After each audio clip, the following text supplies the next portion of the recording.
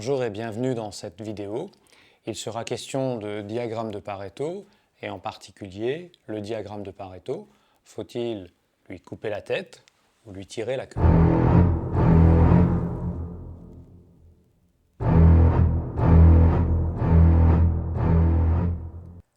En vertu de la loi de Pareto, ou loi des 20-80, nous savons que 20% des causes produisent 80% des effets.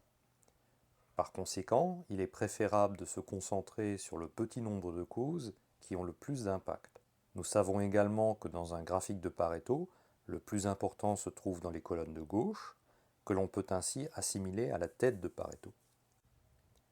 Se concentrer sur ce qui est important, c'est éviter de perdre du temps et consommer des ressources pour tenter d'agir sur des causes mineures.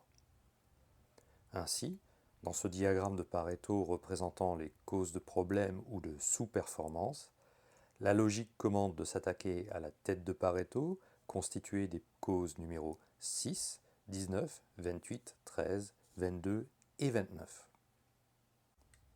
Ce faisant, nous allons réduire leur survenue, ce que montre ce nouveau graphique mis à jour. Désormais, l'urgence se porte sur les causes numéros 8 et 30, qui sont les suivantes dans l'ordre d'importance. La focalisation sur les causes les plus importantes nous fera répéter cette routine jusqu'à l'élimination théorique de tous les problèmes. Or, les causes mineures en termes d'impact mesurable, qui s'étendent de la cause numéro 9 à la numéro 21, ne sont pas traitées tant que celles plus importantes ne sont pas réduites. L'expérience montre que pour les personnels concernés, ces causes jugées mineures sont souvent fréquentes et très irritantes. C'est par exemple un disjoncteur qui coupe sans arrêt ou une sécurité qui se déclenche de manière intempestive. Comme personne ne s'intéresse à ces problèmes, ce sont souvent les personnels qui trouvent une solution, mais celle-ci n'est pas toujours heureuse. C'est ainsi que de nombreux coffrets électriques ne sont pas verrouillés pour que les personnels réarment eux-mêmes les disjoncteurs, alors qu'ils ne sont pas habilités à le faire.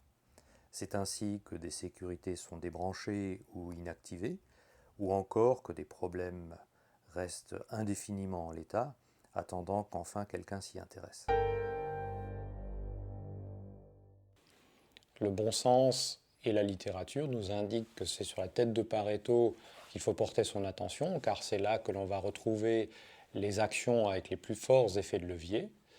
Mais de l'autre côté, nous avons dans la queue du Pareto énormément de petites actions qui pourraient être menées rapidement pour solutionner ce que j'appelle des irritants qui très souvent pèsent sur la vie quotidienne des personnels et qui ne comprennent pas pourquoi des choses aussi simples, rapides à solutionner, traînent sans arrêt et continuent à leur empoisonner la vie au quotidien.